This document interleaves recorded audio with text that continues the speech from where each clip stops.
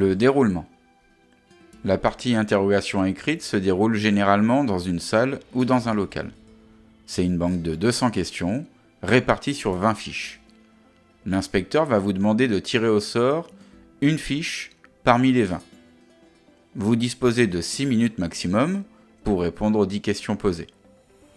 La fiche est individuelle, mais elle peut être organisée collectivement selon le matériel. La notation. Sur les 10 questions, si vous avez 9 ou 10 bonnes réponses, vous aurez 3 points.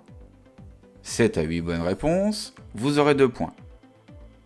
6 bonnes réponses, vous aurez 1 point. 5 bonnes réponses, 0 point. Et moins de 5 bonnes réponses, ça sera la note éliminatoire. Fiche écrite numéro 15. Question numéro 1. Le signal de détresse peut-il remplacer le triangle de présignalisation pour un véhicule d'un PTAC de plus de 3,5 tonnes ?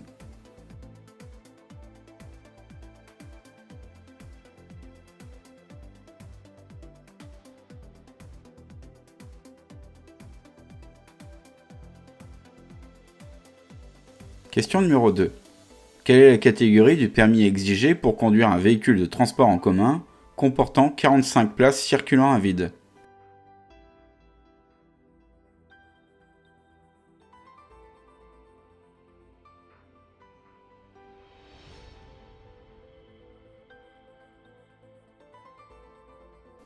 Question numéro 3. Après 4h30 de conduite continue, quelle est la durée minimale de la pause que vous devez respecter ?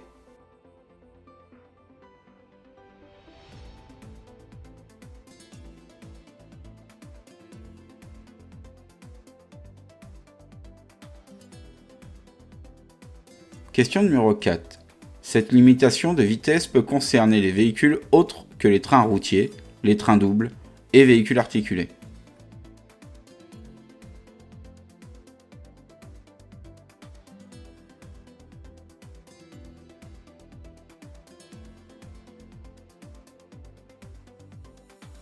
Question numéro 5. Lors de la visite technique, l'expert vérifie-t-il le fonctionnement de la climatisation ?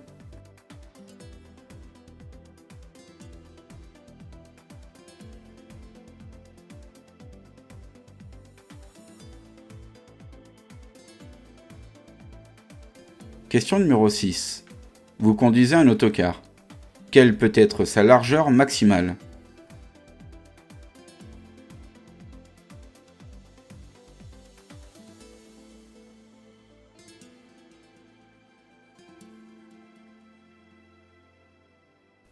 Question numéro 7. Sur une autoroute à 3 voies, un autocar d'une longueur totale de 13 mètres peut-il effectuer un dépassement en empruntant la deuxième voie ?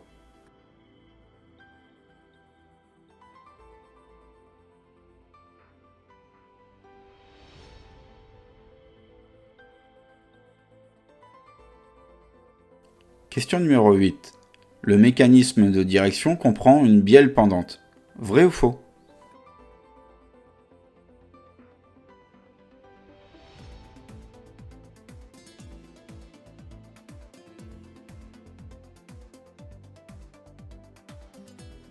Question numéro 9.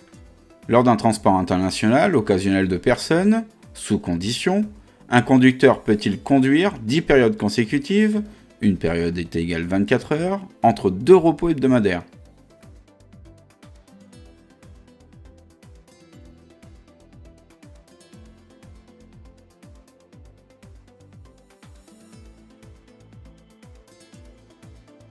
Question numéro 10. Quelle est la périodicité des vérifications techniques obligatoires pour les chronotachygraphes ?